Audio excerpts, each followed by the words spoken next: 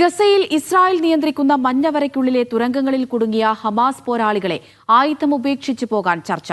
150ഓളം പേരാണ് ഗുഹകളിൽ കുടുങ്ങിക്കിടക്കുന്നത്. എന്നാൽ ഹമാസിനെ പൂർണ്ണമായും നശിപ്പിക്കുന്നതുവരെ ആക്രമണം തുടരുമെന്നാണ് ഇസ്രായേൽ പ്രതിരോധ മന്ത്രി ഇസ്രായേൽ കാറ്റ്സിന്റെ ഭീഷണി. കെട്ടിടാവശിഷ്ടങ്ങൾക്കിടയിൽ 10,000-കണക്കിന് ഫലസ്തീനികളുടെ മൃതദേഹമുണ്ടെന്നാണ് പുറത്തുവരുന്ന വിവരം. ലബനോനിലും ആക്രമണം തുടരുകയാണ്. MCA നാസർ വിവരങ്ങൾ നൽകാനായി ചേരുന്നുണ്ട്. നാസർ, ഈ സൂചിപ്പിച്ചതുപോലെ മുഴുവൻ ഹമാസ് പോരാളികളെയും ഇല്ലാതാക്കാതെ അല്ലെങ്കിൽ അവരെ നശിപ്പിക്കാതെ ഈ ഒരു യുദ്ധം അവസാനിപ്പിക്കില്ല എന്ന് തന്നെയാണ് ഇസ്രായേലിന്റെ ഒരു നിലപാട് എന്ന് പറയുന്നത്. പക്ഷേ അപ്പോഴും നിരവധി ആളുകൾ കുടുങ്ങിക്കിടക്കുന്നുണ്ട് എന്ന് തന്നെയാണ് മനസ്സിലാക്കുന്നത്. ഇവരെ എങ്ങനെ പുറത്തു കൊണ്ടുവരാൻ അല്ലെങ്കിൽ രക്ഷിക്കാനാണ് നിലവിൽ ഇപ്പോൾ ഉദ്ദേശിക്കുന്നത് ഹമാസ്?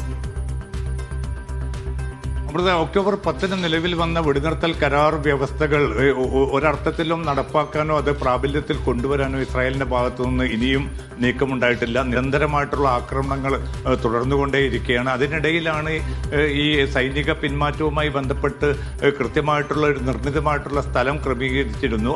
അതിന് യെല്ലോ ലൈൻ എന്ന് പേരിട്ടിരിക്കുന്ന ആ സ്ഥലത്തിന് പിറകിലായിക്കൊണ്ടാണ് ഇപ്പോൾ തെക്കൻ ഗസയുടെ ഭാഗമായിട്ടുള്ള റഫയോട് ചേർന്നിട്ടുള്ള തുരങ്കത്തിൽ 150 മുതൽ 200 വരെ ഹമാസ് പോരാളികൾ ഉണ്ടെന്ന റിപ്പോർട്ടുകൾ, ഇന്റലിജൻസ് റിപ്പോർട്ടുകളാണ്. ഇതിന്റെ ഔദ്യോഗികമായിട്ടുള്ള സ്ഥിരീകരണം ഇതുവരെയും ഹമാസും വിശദീകരിച്ചിട്ടില്ല. ആ പോരാളികളെ സ്വതന്ത്രമായിട്ട് വിടാൻ ഏറെക്കുറെ ഇസ്രായേൽ അംഗീകരിക്കും. പക്ഷേ അവരുടെ ആയുധങ്ങൾ പൂർണ്ണമായിട്ടും അടിയറ വെച്ചിട്ട് വേണം അവരുടെ സ്വതന്ത്രമാക്കാൻ എന്ന ഒരു നിർദ്ദേശമാണ് മധ്യസ്ഥ രാജ്യങ്ങൾ മുന്നോട്ട് വെച്ചിരിക്കുന്നത്.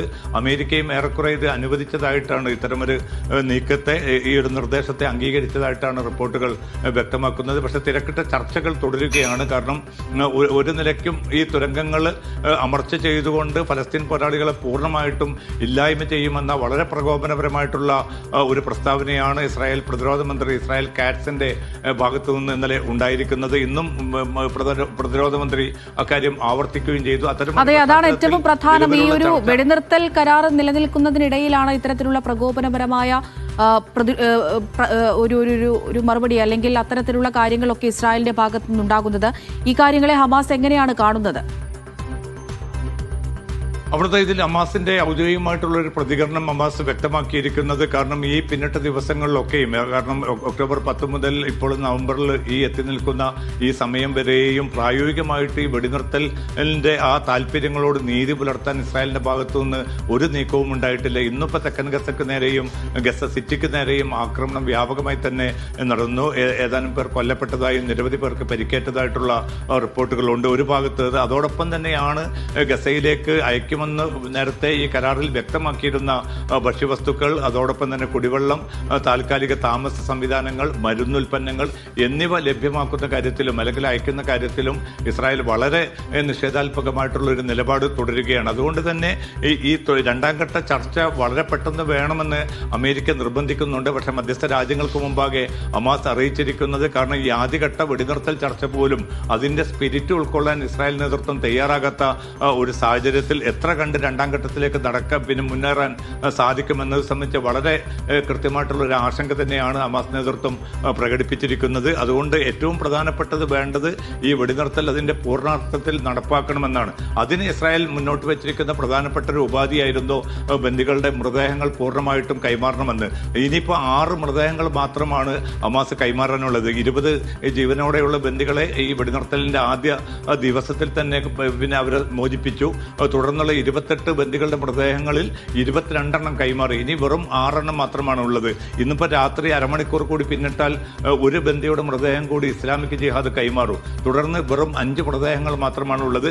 ആ മൃതദേഹങ്ങൾക്കായുള്ള തെരച്ചിൽ തുടരുന്നുണ്ട്. അതും ഏതാനും ദിവസങ്ങൾക്കകം തന്നെ ആ മൃതദേഹങ്ങൾ കണ്ടെത്തുകയും അതും ഇസ്രായേലിന് കൈമാറും. പക്ഷെ അതോടുകൂടി ഇസ്രായേൽ പിൻവാങ്ങുമെന്ന ഒരു പ്രതീക്ഷ പോലും ഹമാസിനോ പലസ്തീൻ നേതൃത്വത്തിനോ ലോകത്തിനോ ഇല്ല. കാരണം അതും ഒരു പ്രധാനപ്പെട്ട കാര്യമാണ്. ഇപ്പോൾ തന്നെ നമ്മൾ കാണുന്നുണ്ട് എന്താണ് ഇസ്രായേലിന്റെ ഭാഗത്തു നിന്നുള്ള നിലപാട് എന്നുള്ള കാര്യം. അപ്പോൾ മുഴുവൻ ഈ മൃതദേഹങ്ങളും വിട്ടുകൊടുത്തു അല്ലെങ്കിൽ അതിനുശേഷം എന്തായിരിക്കും ഒരു അവസ്ഥ എന്നുള്ള കാര്യം കൂടി, അല്ലെങ്കിൽ ആ ഒരു ചോദ്യം കൂടി നിലനിൽക്കുന്നുണ്ടല്ലോ നാസർ.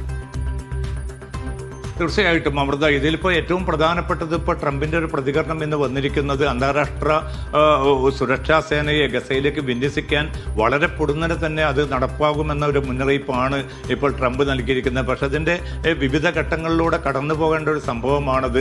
നിരവധി അറബ് രാജ്യങ്ങൾ സേനയെ അയക്കാൻ താല്പര്യം പ്രകടിപ്പിച്ചതായിട്ടും ട്രംപ് വ്യക്തമാക്കുന്നുണ്ട്. പക്ഷേ ഏതൊക്കെ രാജ്യങ്ങൾ എത്ര അളവിലായിരിക്കും സേനയെ വിന്യസിക്കുക എന്നത് സംബന്ധിച്ച ഒരു വ്യക്തമായിട്ടുള്ള ചിത്രം ഇനിയും രൂപപ്പെട്ടിട്ടില്ല. ഏറ്റവും ചുരുങ്ങിയത് 20,000 സൈനികരെയെങ്കിലും ഗസയിൽ കൊണ്ടുവരിക എന്നതാണ്. പക്ഷേ ഈ കൊണ്ടുവരുന്ന വിദേശ സൈന്യത്തിൻ്റെ അവരുടെ സ്കോപ്പ് അല്ലെങ്കിൽ അവരുടെ പ്രവർത്തന രീതി എത്രയായിരിക്കും, അവർക്ക് എത്ര കണ്ട് അവകാശങ്ങൾ ഉണ്ടാകും എന്നത് സംബന്ധിച്ച ചോദ്യങ്ങൾക്കും ഇതുവരെയും തൃപ്തികരമായിട്ടുള്ള ഒരു ഉത്തരം ട്രംപ് ഭരണകൂടം നൽകിയിട്ടില്ല. അതുകൊണ്ട് അതുമായി ബന്ധപ്പെട്ട ചർച്ചകൾ മാത്രമാണ് ഇപ്പോൾ നടക്കുന്നത്.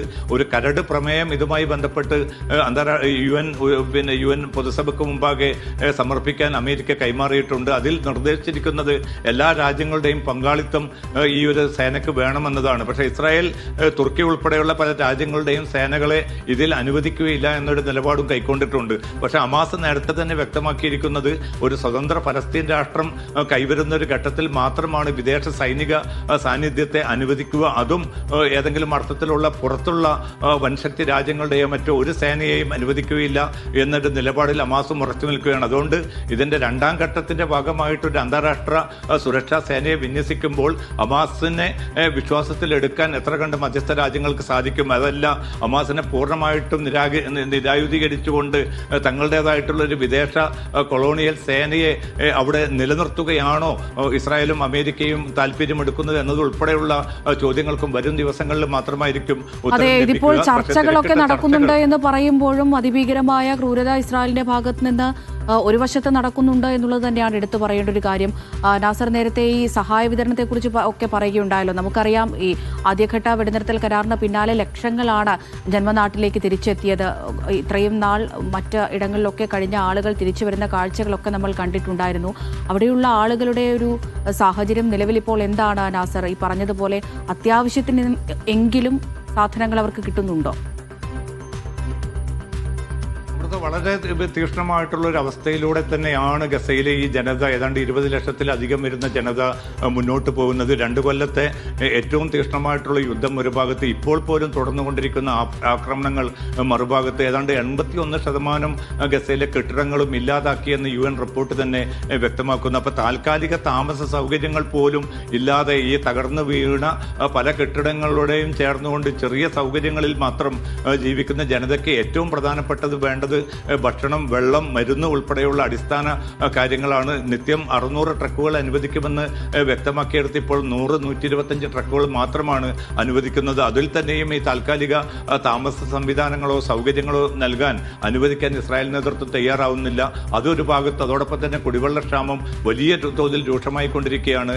ഏതാണ്ട് 40ഓളം ആശുപത്രികൾ ഉണ്ടായിരുന്ന സ്ഥലത്ത് നിന്നിപ്പോൾ 10-12 ആശുപത്രികൾ മാത്രമാണ് പേരിനെങ്കിലും പ്രവർത്തിക്കുന്നത്. അവിടെ പോലും മരുന്നോ മറ്റ് ഉപകരണങ്ങളോ ഇല്ല. ഒരു 15,000 പേരെങ്കിലും അടിയന്തരമായിട്ടുള്ള ചികിത്സയ്ക്ക് വേണ്ടി, വിദഗ്ധ ചികിത്സയ്ക്ക് വേണ്ടി ഗസയ്ക്ക് പുറത്തേക്ക് കൊണ്ടുപോകണമെന്ന് UN തന്നെ നിർദ്ദേശിച്ചിട്ടുണ്ട്. അക്കാര്യത്തിലും ഒരു നടപടിയുമായിട്ടില്ല. അതായത് ദുരിതപൂർണമായിട്ടുള്ള അവസ്ഥ ആ വെടിനിർത്തൽ സമയത്ത്, ആക്രമണ വേളയിൽ മാത്രമല്ല, ഒക്ടോബർ 10 മുതൽ ആരംഭിച്ച ഈ ഇപ്പോൾ തുടരുന്ന ഈ വെടിനിർത്തൽ ഘട്ടത്തിലും ശക്തമായി തന്നെ തുടരുകയാണ്. അതുകൊണ്ട് പലസ്തീൻ ജനതയുടെ നോവുകൾ, അവരുടെ ദുരിതങ്ങൾ അറുതിയില്ലാതെ തന്നെ തുടരുന്നു എന്നതാണ് ഏറ്റവും അവസാനം ലഭ്യമാവുന്ന ഏറ്റവും പ്രയാസകരമായിട്ടുള്ള ഗസ ചിത്രം എന്നത്.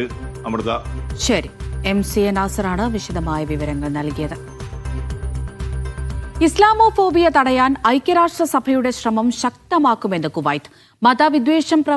മതവിദ്വേഷ പ്രവർത്തനം നിരീക്ഷിക്കാൻ UN സംവിധാനം കൂടുതൽ ഫലപ്രദമാക്കണമെന്നും UN ജനറൽ അസംബ്ലിയിൽ കുവൈത്ത് പ്രതിനിധി അബീർ അൽ മുസൈൻ ആവശ്യപ്പെട്ടു. മനുഷ്യവൈവിധ്യം വിഭജനമല്ല, ശക്തിയുടെ ഉറവിടമാണെന്നും വ്യത്യാസങ്ങളെ ബഹുമാനിക്കുന്നതാണ് സമാധാനത്തിന്റെയും ഐക്യത്തിന്റെയും പാതയെന്നും അദ്ദേഹം കൂട്ടിച്ചേർത്തു.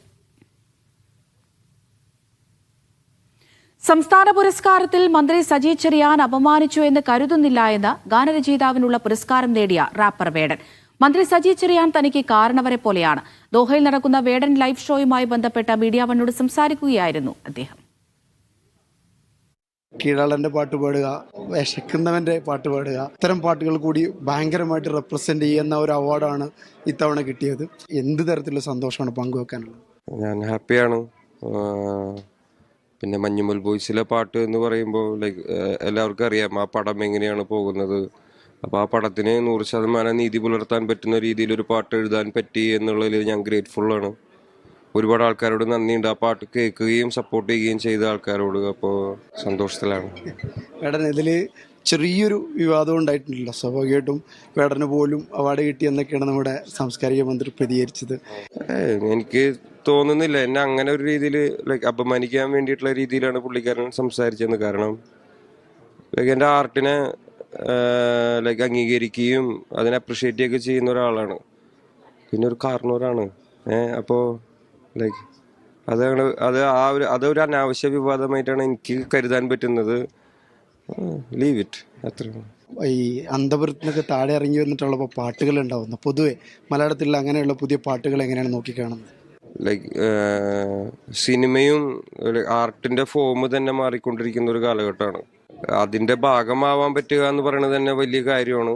പിന്നെ എന്നെ പോലുള്ള ഇൻഡിപെൻഡന്റ് ആയിട്ടുള്ള ആർട്ടിസ്റ്റുകൾക്ക് ചിലപ്പോൾ മേ ബി ആദ്യമായിട്ടായിരിക്കും ഒരു സ്വതന്ത്ര കലാകാരന് ഒരു ചലച്ചിത്ര സംസ്ഥാന അവാർഡ് കിട്ടുന്നത്. അപ്പോൾ അത് എന്നെ പോലെയുള്ള ഒരുപാട് ഇൻഡിപെൻഡന്റ് ആയിട്ടുള്ള ആർട്ടിസ്റ്റുകൾക്ക് ബൂസ്റ്റ് കൊടുക്കുന്ന ഒരു കാര്യമായിട്ടാണ് ഞാൻ കരുതുന്നത്. പുതിയ പ്രോജക്റ്റുകൾ എന്തൊക്കെയാണ്? ഇപ്പോൾ ഒരു സിനിമ ഇങ്ങനെ നിൽക്കുന്നുണ്ട്. അതൊരു തമിഴ് പടമാണ്, ഗോലിസോഡ എന്ന് പറഞ്ഞിട്ട്. അതിലൊരു പാട്ട് എഴുതി പാടുന്നതിൻ്റെ.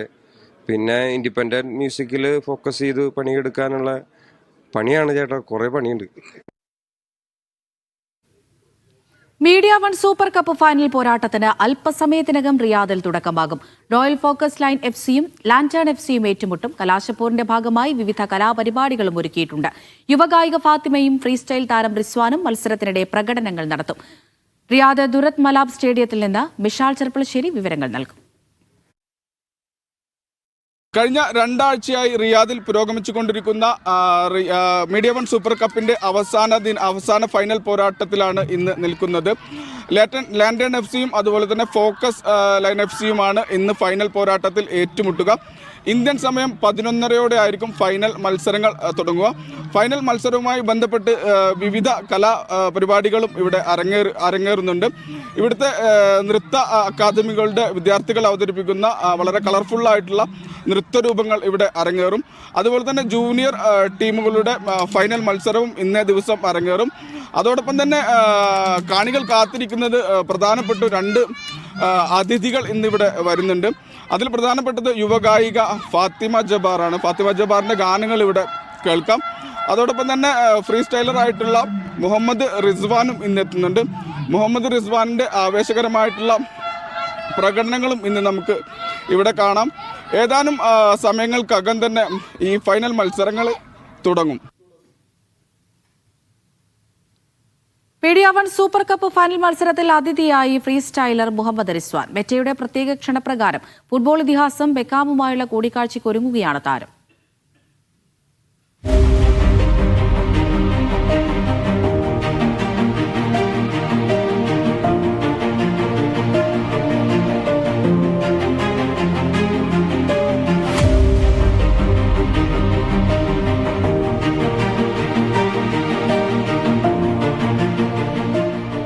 മീഡിയ വൺ സൂപ്പർ കപ്പിന്റെ ഫൈനൽ വേദിയിൽ ഇന്ന് അതിഥിയായെത്തുക മുഹമ്മദ് റിസ്വാൻ ആയിരിക്കും.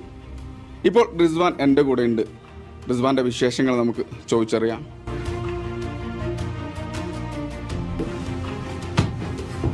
ഓക്കെ റിസ്വാൻ, സുഖാണോ?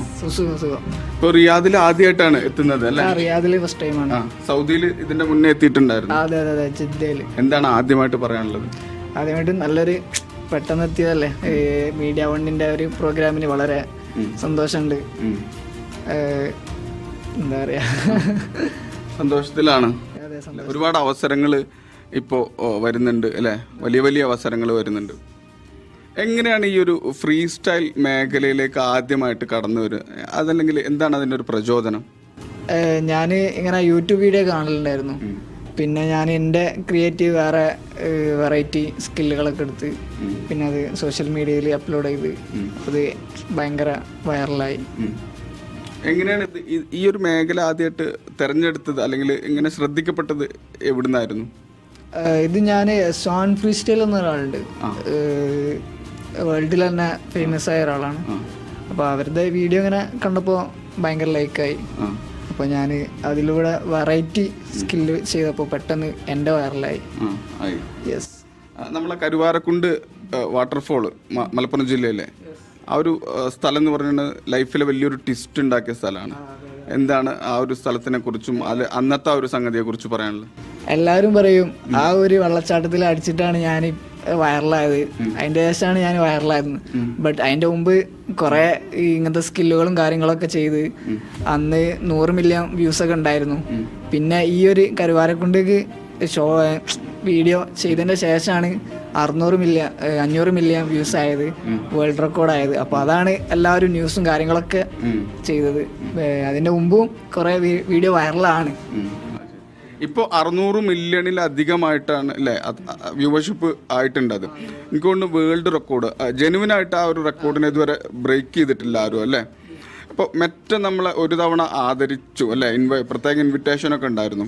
പിന്നെ ഇപ്പോഴും രണ്ടാമതും ഇപ്പോൾ ഒരു ഇൻവിറ്റേഷൻ കൂടി അല്ലേ, ഇനി തോന്നുന്നു ബെക്കാമിൻ്റെ കൂടെയാണ് അല്ലേ?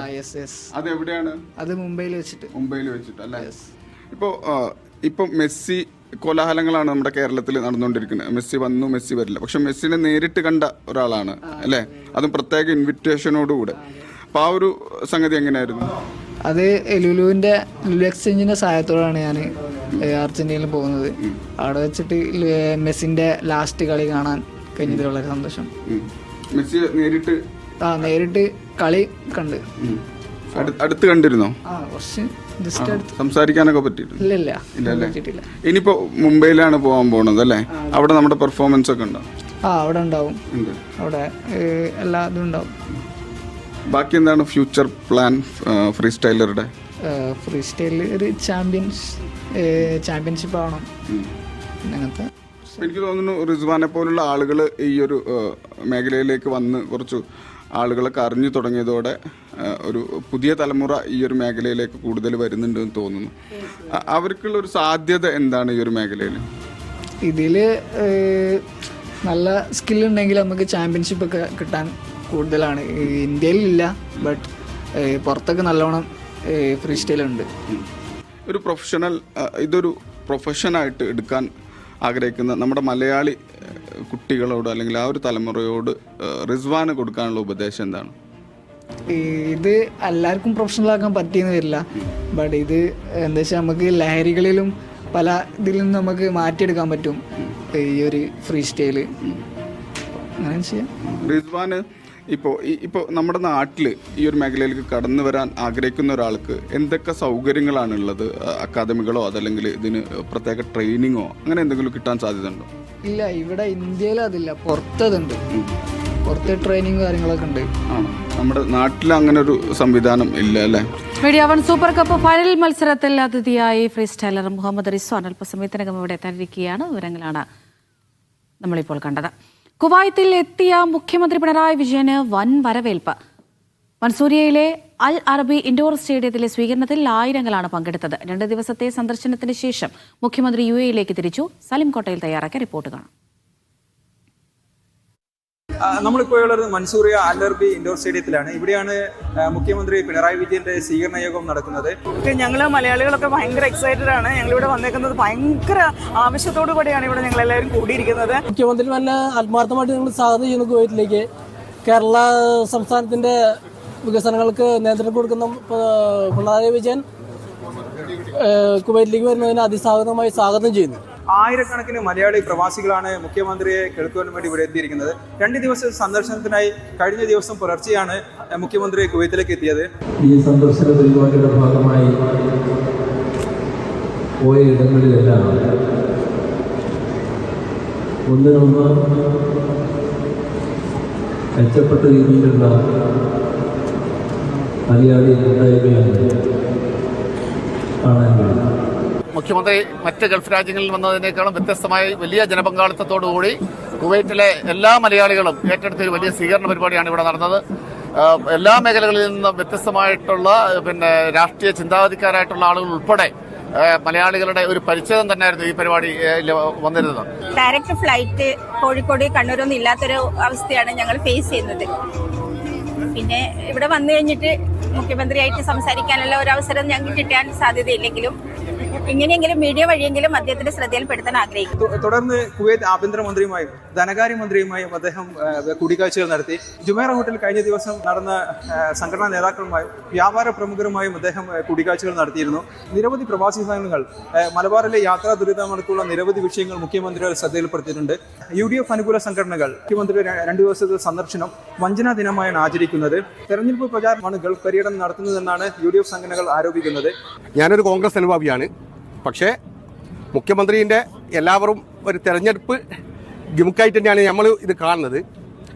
പ്രവാസ ലോകത്ത് ധാരാളം പ്രശ്നങ്ങൾ അനുഭവിക്കുന്നുണ്ട് കുവൈത്ത് മലയാളീസ്, പ്രത്യേകിച്ച് വടക്കൻ മലബാറിലുള്ള ആൾക്കാർ. കണ്ണൂരിൽ നിന്നും കോഴിക്കോട് ഇപ്പോൾ ഫ്ലൈറ്റ് ഇല്ല, എത്രയോ പ്രാവശ്യമായിട്ട് പറയുന്നു. KMCC, OICC പോലുള്ള UDF അനുകൂല സംഘടനകൾ അണികൾക്ക് വ്യക്തമായ പരിപാടിയിൽ പങ്കെടുക്കരുത് എന്ന് വ്യക്തമായ നിർദ്ദേശം നൽകിയതാണ് റിപ്പോർട്ടുകളുള്ളത്. ഇന്ന് വെള്ളിയാഴ്ച രാത്രിയോടെ തന്നെ മുഖ്യമന്ത്രി UAE തിരിക്കും. Asia cup rising stars tournament 14 മുതൽ 23 വരെ ഖത്തറിൽ. Asian cricket council Qatar cricket അസോസിയേഷനുമായി സഹകരിച്ചുള്ള 2020 ടൂർണമെന്റിൽ ഇന്ത്യ, പാകിസ്ഥാൻ, ശ്രീലങ്ക അടക്കമുള്ള രാജ്യങ്ങളുടെ A ടീമും ഒമാൻ, UAE, ഹോങ്കോങ് അടക്കമുള്ള രാജ്യങ്ങളുടെ പ്രധാന ടീമുകളും ഏറ്റുമുട്ടും. ഏഷ്യൻ ടൗണിലെ വെസ്റ്റ് എൻഡ് ക്രിക്കറ്റ് സ്റ്റേഡിയത്തിലാണ് മത്സരം. പൌരത്വം പിൻവലിച്ച ഉപഭോക്താക്കളുടെ അക്കൌണ്ടുകൾ കുവൈത്ത് മരവിപ്പിച്ചു. ആഭ്യന്തര മന്ത്രാലയം നൽകിയ സമയപരിധിക്ക് മുൻപ് വിലാസം ശരിയാക്കാത്ത അക്കൌണ്ടുകളും മരവിപ്പിച്ചിട്ടുണ്ട്. കുവൈത്ത് ആനുകൂല്യങ്ങൾ പദ്ധതിയിലെ പ്രത്യേക ആനുകൂല്യങ്ങൾ നിർത്തിവെച്ചുവെന്നും റിപ്പോർട്ടുകളുണ്ട്. പരിമിത ഇടപാടുകൾക്ക് മാത്രം ഇളവുകൾ. ഒമാനിലെ പ്രവാസികൾക്കായി നിയമപരമായ പദവി ശരിയാക്കുന്നതിനുള്ള ഇളവ് കാലാവധി നീട്ടിയത് പ്രയോജനപ്പെടുത്തണമെന്ന് റോയൽ ഒമാൻ പോലീസ്. ഇളവുകൾ നേടാനും പിഴ കുടിശ്ശിക തീർക്കാനുമുള്ള അവസാന തീയതി 2025 ഡിസംബർ 31 വരെ മാത്രമാണെന്നും ആരോപി ഓർമ്മിപ്പിച്ചു. ബന്ധപ്പെട്ട എല്ലാ വിദേശ പൌരന്മാരും തൊഴിലുടമകളും അന്തിമ ഗ്രേസ് പീരീഡ് പ്രയോജനപ്പെടുത്തണമെന്നും ആരോപി അറിയിച്ചിട്ടുണ്ട്. വിസ കാലാവധി കഴിഞ്ഞിട്ടും വിസ ലേബർ കാർഡ് പുതുക്കാതെ ഒമാനിൽ കഴിയുന്നവർക്ക് വളരെ ആശ്വാസകരമാണ് നിയമം. തൊഴിൽ വിസയിലോ ഫാമിലി വിസയിലോ വിസിറ്റിംഗ് വിസയിലോ ഒമാനിൽ വന്ന് കാലാവധി കഴിഞ്ഞവർക്ക് പിഴയില്ലാതെ നാട്ടിലേക്ക് മടങ്ങാനും ഈ അവസരം പ്രയോജനപ്പെടുത്താം. അവസാന തീയതി നീട്ടിയതോടെ ഒമാനിൽ താമസിക്കുന്ന വിദേശ പൗരന്മാർക്ക് 2 രീതിയിൽ പ്രയോജനം ലഭിക്കും. സ്റ്റാറ്റസ് ക്രമപ്പെടുത്തലാണ് ഒന്നാമത്തേത്. ഒമാനിൽ തുടരാൻ ആഗ്രഹിക്കുന്നവർക്ക് അവരുടെ താമസ പെർമിറ്റുകൾ പുതുക്കാനോ രാജ്യത്തിനകത്ത് അവരുടെ തൊഴിൽ ട്രാൻസ്ഫർ ചെയ്യാനോ കഴിയും. തൊഴിൽ മന്ത്രാലയം പരിശോധിച്ച ശേഷം ഈ വ്യക്തികളെ എൻട്രി, ജോലി സംബന്ധമായ റെസിഡൻസ് പെർമിറ്റുകളുടെ കാലഹരണപ്പെടലുമായി ബന്ധപ്പെട്ട എല്ലാ പിഴകളിൽ നിന്നും ഒഴിവാക്കും. പിഴ കൂടാതെ രാജ്യം വിടാനാകുന്നു എന്നതാണ് രണ്ടാമത്തെ പ്രയോജനം. ഒമാനിൽ നിന്ന് സ്ഥിരമായി മടങ്ങാൻ ഉദ്ദേശിക്കുന്ന വിദേശ പൗരന്മാരെ നോൺ വർക്ക് വിസ റദ്ദാക്കിയതിനെ തുടർന്നുണ്ടാകുന്ന പിഴകളിൽ നിന്ന് ഒഴിവാക്കും. എന്നാൽ ജോലി സംബന്ധമായ വിസ ഇതിൽപ്പെടില്ല. സമയപരിധി നീട്ടിയത് അവസാന അവസരമാണെന്നും നിയമപരമായ പദവി പരിഹരിക്കേണ്ടവർ ഉടനടി നടപടി സ്വീകരിക്കണമെന്നും ആരോപി അറിയിച്ചിട്ടുണ്ട്. Media 1, Muscat. സംസ്ഥാന സർക്കാർ നടപ്പിലാക്കിയ നോർക്ക ഇൻഷുറൻസിൽ പ്രവാസികളുടെ ആശങ്കകൾ എന്തെല്ലാം? പരിഹാരം കാണേണ്ടത് എന്താണ്? ഇന്റർനാഷണൽ ഗാന്ധിയൻ തൊട്ട് ഒമാൻ ചാപ്റ്റർ വൈസ് ചെയർമാനും സാമൂഹ്യ പ്രവർത്തകനും അധ്യാപകനുമായ ഡോക്ടർ സച്ചി ഉതുപ്പാൻ പറയുന്നു. വേണമെങ്കിലും അത് അവസാനിപ്പിക്കുന്നതിനും ആ വ്യക്തിക്ക് അതിന് അർഹതയുണ്ട്, അല്ലെങ്കിൽ അതിന് അധികാരമുണ്ട്, അവകാശമുണ്ട്. അതുകൊണ്ട് തന്നെ അങ്ങനെ ഒരു ഡേറ്റ്, ഒരു കാലാവധി വെക്കണം എന്നുള്ളത് വെക്കുന്നതിനകത്ത് യാതൊരു യുക്തിയുമില്ല എന്നുള്ളതാണ് എനിക്ക് പറയാനുള്ളത്. എന്തെങ്കിലും ഒരു അസുഖം വന്നു കഴിഞ്ഞാൽ നാട്ടിൽ പെട്ടെന്ന് പോയി ചികിത്സിക്കാൻ പറ്റുന്ന രീതിയിലുള്ള സ്വഭാവത്തിലുള്ള ജോലികളിലല്ല അവരാരും ഇവിടെ ജോലി ചെയ്യുന്നത്. ഈ പദ്ധതിയിലേക്ക് നാട്ടിലുള്ള ആശുപത്രികളെ ചേർത്തിരിക്കുന്നത് പോലെ തന്നെ നമ്മുടെ ഗൾഫിലുള്ള പ്രധാനപ്പെട്ട ആശുപത്രികളെ കൂടി ഈ പദ്ധതിയിൽ ഉൾപ്പെടുത്തിയെങ്കിൽ മാത്രമേ പ്രവാസികൾക്ക് ഇതിനകത്തുനിന്ന് ഗുണം കിട്ടുകയുള്ളൂ. നമ്മുടെ പ്രവാസികളായിട്ടുള്ളവരുടെ ആരോഗ്യത്തെ പോലെ തന്നെ വളരെ പ്രധാനപ്പെട്ടതാണ് നമ്മുടെ മാതാപിതാക്കളുടെ ആരോഗ്യവും. അതുകൊണ്ട് തന്നെ നാട്ടിലുള്ള നമ്മുടെ മാതാപിതാക്കളെയും ഇതിൽ അടിയന്തരമായിട്ട് ഇതിൽ ചേർക്കണം, അല്ലെങ്കിൽ അവരെ കൂടി ചേർക്കുവാനുള്ള ഒരു പദ്ധതി അങ്ങനെ പുതുക്കി ചേർക്കണമെന്നാണ് എനിക്ക് ആവശ്യപ്പെടാനുള്ളത്. ദമാം ഗ്ലോബൽ സിറ്റിയുടെ ആദ്യഘട്ടം ഈ മാസം അവസാനം പ്രവർത്തനം ആരംഭിക്കും. സിറ്റിയുടെ നിർമ്മാണ പ്രവൃത്തികൾ അന്തിമഘട്ടത്തിലേക്ക് കടന്നതായി പ്രവിശ്യ മുനിസിപ്പാലിറ്റി അറിയിച്ചു. ഇന്ത്യ ഉൾപ്പെടെ 16 രാജ്യങ്ങളുടെ പവലിയനുകളാണ് ആദ്യഘട്ടത്തിൽ പ്രവർത്തനം ആരംഭിക്കുക.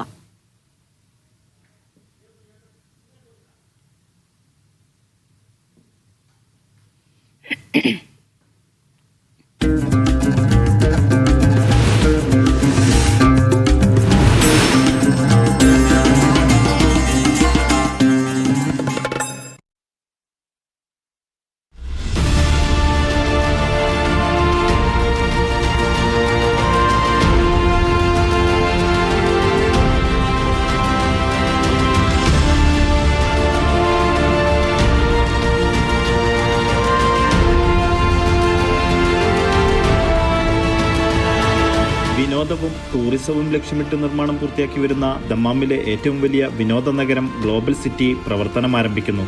ഗ്ലോബൽ സിറ്റിയുടെ ആദ്യഘട്ടം നവംബർ അവസാനത്തോടെ സന്ദർശകർക്കായി തുറക്കും. സിറ്റിയുടെ ഒന്നാം ഘട്ട നിർമ്മാണ പ്രവൃത്തികൾ പൂർത്തിയായി. അവസാനഘട്ട മിനുക്കുപണികളാണ് ഇപ്പോൾ നടന്നുവരുന്നതെന്ന് പ്രവിശ്യ മുനിസിപ്പൽ വക്താവ് ഫൈസൽ അൽ ജഹ്റാനി പറഞ്ഞു.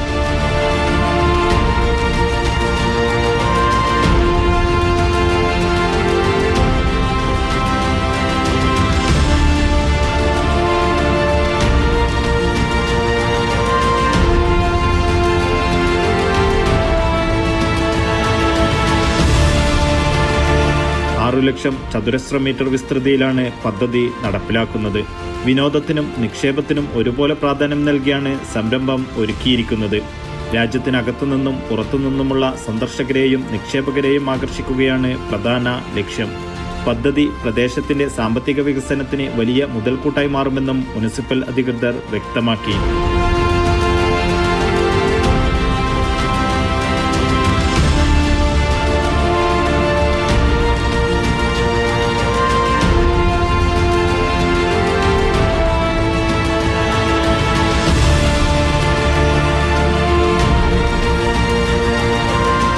$600 ദശലക്ഷം റിയാൽ മുതൽ മുടക്കിൽ നിർമ്മിക്കുന്ന പദ്ധതിയുടെ ആദ്യഘട്ടത്തിൽ 200 ദശലക്ഷം റിയാലിന്റെ നിർമ്മാണ പ്രവൃത്തികളാണ് പൂർത്തിയാക്കുക. ഇന്ത്യ ഉൾപ്പെടെ 16 രാജ്യങ്ങളുടെ പവലിയനുകൾ, 10,000 പേർക്ക് പങ്കെടുക്കാൻ പറ്റുന്ന ഓപ്പൺ തിയേറ്റർ, തടാകത്തിൽ ഒഴുകുന്ന റെസ്റ്റോറന്റ്, ഇലക്ട്രോണിക് വാട്ടർ ഗെയിമുകൾ എന്നിവ ആദ്യഘട്ട പദ്ധതിയിൽ ഉൾപ്പെടുന്നു. ദമ്മാം കത്തീഫ് റോഡിൽ കോർണിഷ് ഏരിയയിൽ സൈഹാത്ത് തടാകത്തോട് ചേർന്നാണ് സിറ്റി സ്ഥിതി ചെയ്യുന്നത്.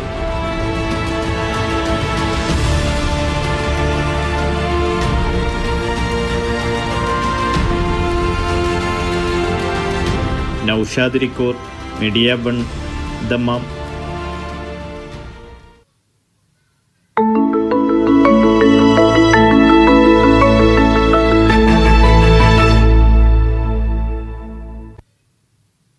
ജീവിത പ്രാരാബ്ദങ്ങളെ മറികടന്ന് തന്റേതായൊരു ബിസിനസ് സാമ്രാജ്യം കെട്ടിപ്പടുത്തിരിക്കുകയാണ് മട്ടന്നൂരിലെ സി റഫീഖ്. തൊഴിലാളിയായി പ്രവാസ ജീവിതം തുടങ്ങിയ റഫീഖ് 28 വർഷത്തിനിപ്പുറം ജന്മനാട്ടിലും കർണാടകയിലുമൊക്കെയായി ഒരുപിടി സ്ഥാപനങ്ങളുടെ മേധാവിയാണ്. ഹോസ്പിറ്റാലിറ്റി മാനേജ്മെന്റ് രംഗത്ത് മട്ടന്നൂരും കൂർഗിലും പുതിയ പ്രൊജക്ടുകളുടെ ഒരുക്കത്തിലാണ് ഈ 49-കാരൻ. മട്ടന്നൂർ തെരൂർ പാലയോട് സ്വദേശിയായ റഫീഖ് ജീവിതമാർഗം തേടിയാണ് 21-ാം വയസ്സിൽ സൗദിയിലെത്തിയത്. ലേബർ വിസയിൽ പ്രവാസം തുടങ്ങിയ റഫീഖിന്റെ ജീവിതം കഷ്ടപ്പാടുകൾ നിറഞ്ഞതായിരുന്നു. 6 വർഷം മണരാരണ്യത്തിൽ വിയർപ്പൊഴുക്കിയ ശേഷം നാട്ടിലേക്ക് മടങ്ങുമ്പോൾ അൽക്കോബാറിൽ സ്വന്തമായൊരു റെസ്റ്റോറന്റ് റഫീഖ് ആരംഭിച്ചിരുന്നു. നാട്ടിലെത്തിയ റഫീഖ് മട്ടന്നൂരുകാരി ഷഹർബാനുവിനെ ജീവിത സഖിയാക്കി.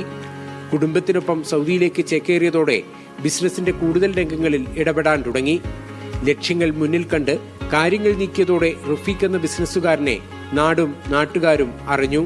ആദ്യം ഒരു വലിയൊരു വിഷയം നമ്മൾക്ക് ഉണ്ടായില്ല. അത് നമ്മളൊരു ഫാമിലീനെ ഒന്ന് നല്ല രീതിയിലാക്കുക, ഫാമിലിയിലെ പ്രയാസങ്ങൾ മാറ്റുക, അത് മാത്രമേ ഉണ്ടായിരുന്നുള്ളൂ. പിന്നെ അവിടെ പോയിട്ട് അടുത്ത വർഷം തന്നെ ഒരു സ്ഥാപനം, നമ്മുടെ ഇതിൻ്റെ നെസ്മ എന്നുള്ള രീതിയിൽ തന്നെയുള്ളൊരു സ്ഥാപനം തുടങ്ങാൻ പറ്റി. ആ സ്ഥാപനം ഇപ്പോഴും ഉണ്ട്. നല്ല രീതിയിൽ എല്ലാവർക്കും ഒരു അറിയപ്പെടുന്ന ഒരു സ്ഥാപനം തന്നെയാണ്. അവിടെ ദമാമ് അൽക്കോബാറിൽ ഉള്ള ഒരു ഇന്ത്യൻ റെസ്റ്റോറൻറ്റ്. കോവിഡ് കാലത്ത് നാട്ടിലേക്ക് മടങ്ങുന്നതിനിടെ അൽക്കോബാറിൽ റെസ്റ്റോറന്റിനു പുറമെ സൂപ്പർ മാർക്കറ്റ് അടക്കമുള്ള ഒരുപിടി സ്ഥാപനങ്ങൾ റഫീഖ് സ്വന്തമാക്കി. മംഗലൂരുവിലും ഉപ്പളയിലും വ്യാപാര സമുച്ചയങ്ങൾ പണിത് നാട്ടിലേക്കുള്ള വരവറിയിച്ചതിന് പിന്നാലെ ജന്മനാട്ടിൽ ഈസി ബൈയുടെ ഫ്രാഞ്ചൈസിയും ആരംഭിച്ചതോടെ ആത്മവിശ്വാസം കൂടി. മട്ടന്നൂരിൽ അന്താരാഷ്ട്ര വിമാനത്താവളം കൂടി വന്നതോടെ ഹോസ്പിറ്റാലിറ്റി മാനേജ്മെന്റിൽ ശ്രദ്ധ കേന്ദ്രീകരിക്കാൻ തീരുമാനിച്ചു. അങ്ങനെയാണ് മട്ടന്നൂർ ഇരിട്ടി റോഡിലെ 19-ാം മൈലിൽ 4-സ്റ്റാർ സ്റ്റാറ്റസ് സേവനങ്ങളുമായി നെസ്മ പാലസ് തുറന്നത്. VIP യാത്രക്കാരും വിമാന കമ്പനി ജീവനക്കാരുമടക്കം മട്ടന്നൂരിലെത്തുന്ന ആളുകൾക്ക് ഗുണനിലവാരമുള്ള സേവനം ഉറപ്പുവരുത്തിയ നെസ്മ പാലസ് വളർച്ചയുടെ പടവുകൾ കയറുകയാണിപ്പോൾ. നമ്മൾ സത്യസന്ധമായിട്ട് പോകുന്നുണ്ട്. 100% ആരും വിജയിക്കും. അതിൻ്റെ കൂടെ എഫേർട്ടും കുറച്ച് ഫണ്ടും. നമ്മളിപ്പോൾ അവിടെ ആദ്യം പോയിട്ടൊരു 6 വർഷം കഴിഞ്ഞ് ഞാൻ തിരിച്ചു വന്നു. ആ വരുമ്പം തന്നെ ഏകദേശം ഞാനൊരു ബേസ് ഉണ്ടാക്കിയിരുന്നു. അവിടെ തന്നെ നാട്ടിൽ വരാതെ തന്നെ ഈ 5 വർഷം കൊണ്ട് ഇവിടെ വരുമ്പോൾ ഏകദേശം ഒരു 3-4 സ്ഥാപനം അവിടെ തുടങ്ങിയിട്ടാണ് ഇങ്ങോട്ട് വരുന്നത്. എന്നിട്ടാണ് കല്യാണം കഴിക്കുന്നത്. ബിസിനസ് സെന്റർ, സ്റ്റാർ ഹോട്ടൽ തുടങ്ങി ഒരുപിടി പദ്ധതികളും ജന്മനാട്ടിൽ റഫീഖ് ഉദ്ദേശിക്കുന്നുണ്ട്. കൂർഗിൽ റിസോർട്ട് അടക്കമുള്ള വമ്പൻ പദ്ധതികളും അധികം വൈകാതെ ആരംഭിക്കും. സ്വപ്നം കണ്ട് പ്രയത്നിച്ചാൽ ലോകം കീഴടക്കാമെന്നാണ് റഫീഖ് തന്റെ ജീവിതത്തിലൂടെ തെളിയിച്ചത്. മീഡിയ 1 കണ്ണൂർ.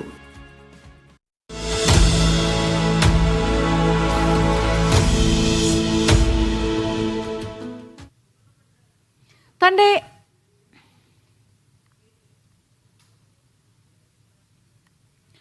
എറണാകുളം സ്വദേശിയായ ടി അബ്ദുൽ ഷഹീദ് എഴുതിയ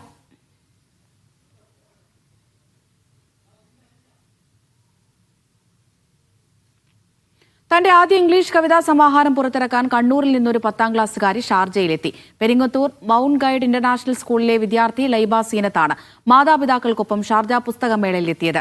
ഞാൻ ഒരിക്കലും എഴുതാൻ ഉദ്ദേശിക്കാത്ത കവിതകൾ എന്നാണ് കവിതാ സമാഹാരത്തിന്റെ പേര്. നിരവധി പുതിയ എഴുത്തുകാരുടെ രചനകൾ വെളിച്ചം കാണുന്ന ഇടം കൂടിയാണ് ഷാർജ പുസ്തകോത്സവം. തൻ്റെ ആദ്യ ഇംഗ്ലീഷ് കവിതാ സമാഹാരം പുറത്തിറക്കാനായി നാട്ടിൽ നിന്ന് ഷാർജയിലെത്തിയിരിക്കുകയാണ് ഒരു പുതിയ എഴുത്തുകാരി. 10ാം ക്ലാസ്സുകാരിയാണ്. എൻ്റെ പേര് ലൈബ സീനത്ത്. ഞാനൊരു 10ാം ക്ലാസ്സിൽ പഠിക്കുന്ന ഒരു വിദ്യാർത്ഥിനിയാണ്. ഇത് എൻ്റെ ഫസ്റ്റ് പുസ്തകമാണ്, the poems I never meant to write. ഈ പുസ്തകത്തിൽ 40 കവിതകളുണ്ട്. ഞാനൊരു 7ാം ക്ലാസ് മുതൽ എഴുതിയ കവിതകളെല്ലാം കൂട്ടിയിട്ടാണ് ഞങ്ങൾ ഇത് ഉണ്ടാക്കിയത്. ഒരിക്കലും എഴുതപ്പെടാൻ ഇഷ്ടപ്പെടാത്ത കവിതകൾ എന്നാണല്ലോ അതിൻ്റെ അർത്ഥം. പിന്നെ എന്തിനാണ് എഴുതിയത്? ഇതിങ്ങനെ എഴുതി പുറത്തു വരുന്ന ഞാനും വിചാരിച്ചിട്ടില്ല.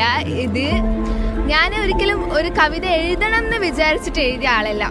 ഇതിങ്ങനെ അവിടെ ഇവിടെയും കുത്തിക്കുറിച്ചിട്ട് കുറച്ച് കവിതകൾ ഒക്കെ എടുത്തിട്ട് ഇങ്ങനെ ആക്കുന്നവരെ എനിക്ക് തോന്നിയത്. ഇപ്പം ഞാൻ എഴുതാൻ വിചാരിച്ചുകൊണ്ടോ പബ്ലിഷ് ചെയ്യാൻ വിചാരിച്ചുകൊണ്ടോ എഴുതിയതല്ലല്ലോ. അപ്പം ഇങ്ങനെ ഒരു പേര് കൊടുക്കാമെന്ന് തോന്നി. ആരാണ് ഇത് പബ്ലിഷ് ചെയ്യണം എന്നുള്ളതിന് ഒരു പ്രചോദനമായത്? പ്രചോദനമായത് എൻ്റെ സ്കൂളിൽ തന്നെയാണ്. എനിക്ക് അവിടെ നിന്നാണ് ഏറ്റവും കൂടുതൽ സപ്പോർട്ട് കിട്ടിയിട്ടുള്ളത്. ഫൈസൽ സാറാണ് എനിക്കിങ്ങനെ ഒരു ഐഡിയ തന്നതും ഇതിന് എന്നെ എല്ലാം സപ്പോർട്ട് ചെയ്തതും ഇതിൻ്റെ വർക്ക് സ്റ്റാർട്ട് ചെയ്യാന്ന് പറഞ്ഞത് എല്ലാം ഫൈസൽ സാറാണ്.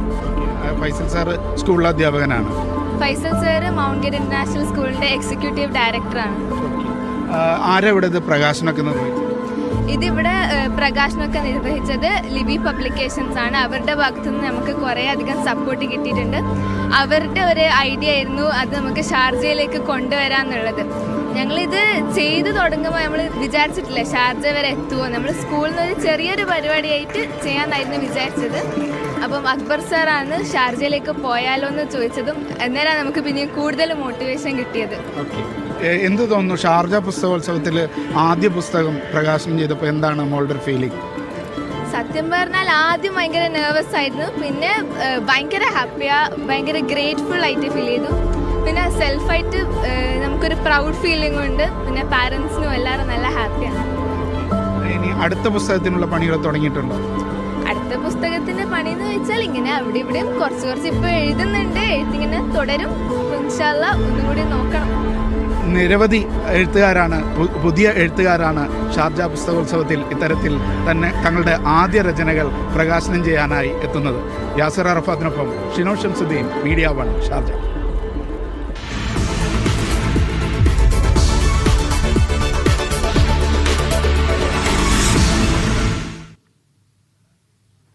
സിനിമാ സംവിധായകനും മാധ്യമപ്രവർത്തകനുമായ നാസർ ഇരുമ്പിളിയത്തിന്റെ കവിതാ സമാഹാരം ഷാർജ പുസ്തകമേളയിൽ പുറത്തിറങ്ങി.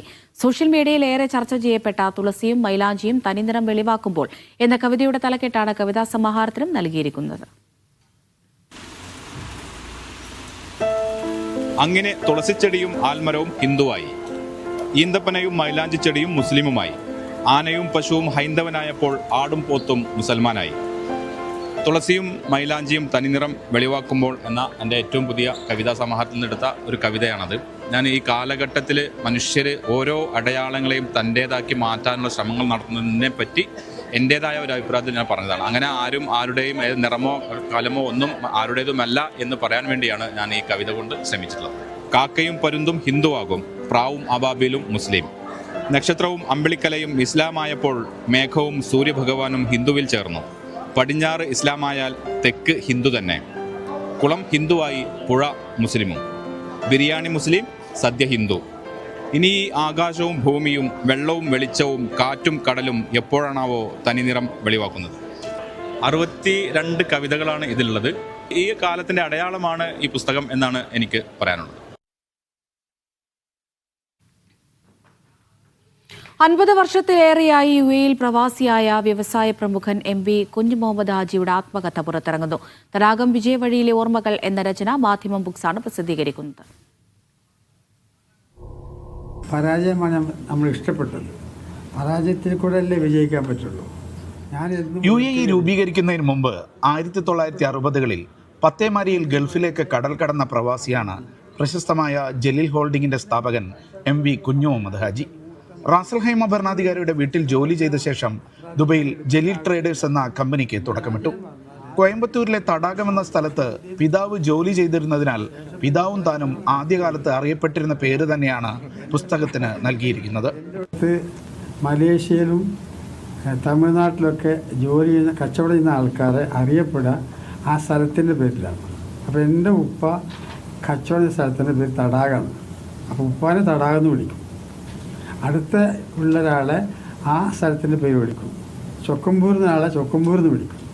അപ്പോൾ തടാകം എൻ്റെ ഉപ്പാനെ വിളിച്ച് കുറച്ച് കഴിഞ്ഞപ്പോൾ എന്നെ വിളിക്കാൻ തുടങ്ങി. അപ്പോൾ അത് ചില ആൾക്കാർക്ക് തോന്നി അതൊരു മോശ പേരാണെന്ന്. അപ്പോൾ അത് ആദ്യമായിട്ട് എന്നോട് സംശയം നിൽക്കുന്നത് ഗൾഫാർ മുഹമ്മദിയാണ്. അത് എൻ്റെ പഴയ കാലത്തെ സുഹൃത്താണ്. അപ്പോൾ ഞാൻ പറഞ്ഞു കൊടുത്തത് ഇതൊരു മോശ പേരല്ല, അത് ഇന്ന കാരണമാണ്. അപ്പോൾ അന്ന് മുതൽക്ക് നമ്മൾ തടാകം എന്നുള്ളത് പറയാം. നാളെ അൽക്കൂസ് ക്രെഡൻസ് ഹൈസ്കൂളിലാണ് പ്രകാശന ചടങ്ങ്. തടാകം ഫൗണ്ടേഷന്റെ വിദ്യാഭ്യാസ സ്കോളർഷിപ്പ് വിതരണവും ഇതോടൊപ്പം നടക്കും. UAE-യിലെ ഗ്രോസറി, റെസ്റ്റോറന്റ്, കഫ്തീരിയ മേഖലയിൽ ജോലി ചെയ്യുന്ന ജീവനക്കാരുടെ കുടുംബത്തിലെ 30 വിദ്യാർത്ഥികൾക്കാണ് സ്കോളർഷിപ്പ് നൽകുന്നത്. ഈ വർഷം മുതൽ UAE-യിലെ മികച്ച അധ്യാപകർക്ക് MSSന്റെ സഹകരണത്തോടെ ഫൗണ്ടേഷൻ അവാർഡും ഏർപ്പെടുത്തും. Jaleel holding director doctor Zakir K. Muhammad, MSS chairman Fayaz Ahmed എന്നിവരും വാർത്താ സമ്മേളനത്തിൽ പങ്കെടുത്തു. Media 1 Dubai. എറണാകുളം സ്വദേശിയായ ടി. അബ്ദുൽ ഷഹീദ് എഴുതിയ ആത്മവിശ്വാസത്തിന്റെ വിജയഗാഥ എന്ന രചന ഷാർജ അന്താരാഷ്ട്ര പുസ്തകമേളയിൽ പ്രകാശനം ചെയ്തു. സൗദിയിലും UAE-യിലുമായി 3 പതിറ്റാണ്ട് നീണ്ട പ്രവാസത്തിന്റെ അനുഭവങ്ങളും ഓർമ്മകളുമാണ് ഈ പുസ്തകം. ഉമ്മാക്ക് വേണ്ടിയാണ് സത്യം പറഞ്ഞാൽ ഞാൻ ആദ്യം തന്നെ വിദേശത്തേക്ക് പോകാൻ ആഗ്രഹം വന്നത്. ഉമ്മയുടെ പൊരുത്തമാണ് എൻ്റെ ജീവിതത്തിലെ എല്ലാ വിജയത്തിനും കാരണം. ഞാൻ ആത്മാർത്ഥമായിട്ട് സന്തോഷത്തോടുകൂടി ഓർമ്മിക്കുന്നു. ഇത് ശരിക്കും പറഞ്ഞാൽ എൻ്റെ ആത്മകഥയാണ്. ചെറുപ്രായത്തിൽ ഞാൻ പാസഞ്ചർ കപ്പലിൽ സൗദി അറേബ്യയിൽ ബോംബെയിൽ നിന്ന് ദമാമിലേക്ക് പോവുകയായിരുന്നു. അതായിരുന്നു എൻ്റെ തുടക്കം. ഇതിൽ നല്ല മോട്ടിവേറ്റിംഗ് മെസ്സേജസ് ഉണ്ട് യങ് ജനറേഷൻ, എസ്പെഷ്യലി പ്രവാസികൾക്ക്. പ്രവാസി ജീവിതത്തിൽ ഉണ്ടാകുന്ന പ്രയാസങ്ങളും എങ്ങനെയാണ് ജീവിതത്തിൽ സക്സസ് ആവാനുള്ള മോട്ടിവേഷൻ നമ്മൾ നേടിയെടുക്കേണ്ടതുള്ള എൻ്റെ പരിചയത്തിലൂടെ, എൻ്റെ ജീവിത പരിചയത്തിലൂടെ ഞാനിതിൽ പ്രതിപാദിച്ചിട്ടുണ്ട്. വായനക്കാർക്ക് അത് വളരെ നല്ല പ്രചോദനം, വളരെ നല്ല ഉപകാരം ഉണ്ടാവും. എല്ലാവരും വായിക്കണമെന്ന് സാദരം അപേക്ഷിക്കുന്നു.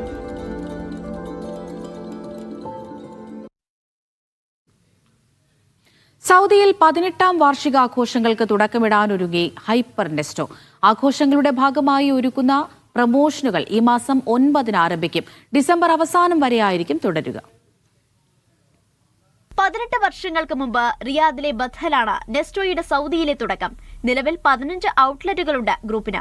ഈ കാലയളവിൽ സാധാരണക്കാരന്റെ ബ്രാൻഡായി വളരാനും നെസ്റ്റോയ്ക്കായി 18ാം വാർഷികാഘോഷങ്ങളുടെ ഭാഗമായാണ് പ്രൊമോഷൻ സെയിൽ ഒരുക്കുന്നത്.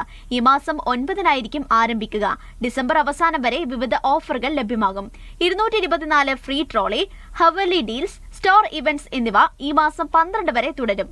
Super market, fresh, electronics, mobiles, stationeries, garments തുടങ്ങിയ എല്ലാ ഡിപ്പാർട്ട്മെന്റിലും വിവിധ ഓഫറുകൾ ഡിസംബർ അവസാനം വരെ തുടരും.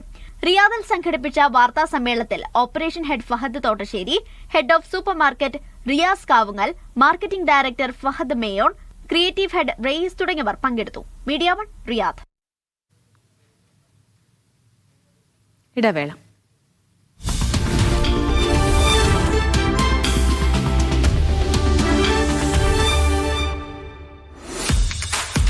ABC Cargo and Courier, #1 in GCC.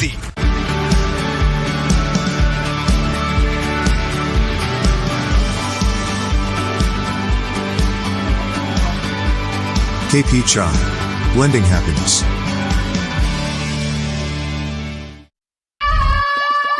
It's a garbage avalanche. Fighter Cressa on the job. Trying harder, louder, sadder. Fighter Cressa now must stop. Fear not. Bring in the hot pack garbage bag. Durable, tear resistant, OXO biodegradable. A garbage bag you just don't have to drag. Hot Pack, we never let you down. ഒത്തിരി ഇഷ്ടങ്ങളുമായി family ഇനി സുൽത്താൻ ബത്തേരിയിലും. Family wedding സെന്ററിന്റെ ഏറ്റവും പുതിയ showroom November 8-ന് ബത്തേരിയിൽ പ്രവർത്തനം ആരംഭിക്കുന്നു. അംഗം തുടങ്ങി ജനമനസ്സറിഞ്ഞ് അടിയൊഴുക്കുകൾ അളന്ന് People of Bihar, they have suffered a lot. Bharat को सजा करके रखा है. Looking for change. NDA सरकार बनने जा रही है. We are very confident. The wind of change. ബീഹാറിന്റെ ഗ്രൗണ്ട് റിപ്പോർട്ട് മീഡിയ വൺ. 3 കോടിയിലധികം പേരും സംസ്ഥാനത്തിന് പുറത്ത് തൊഴിലെടുക്കുന്ന സ്ഥിതിയാണുള്ളത്. ആരുടെ പ്രഖ്യാപനങ്ങളാണ് വോട്ടർമാരെ സ്വാധീനിക്കുക എന്നതാണ് ഇനി കണ്ടറിയേണ്ടത്. പട്ന യുദ്ധം.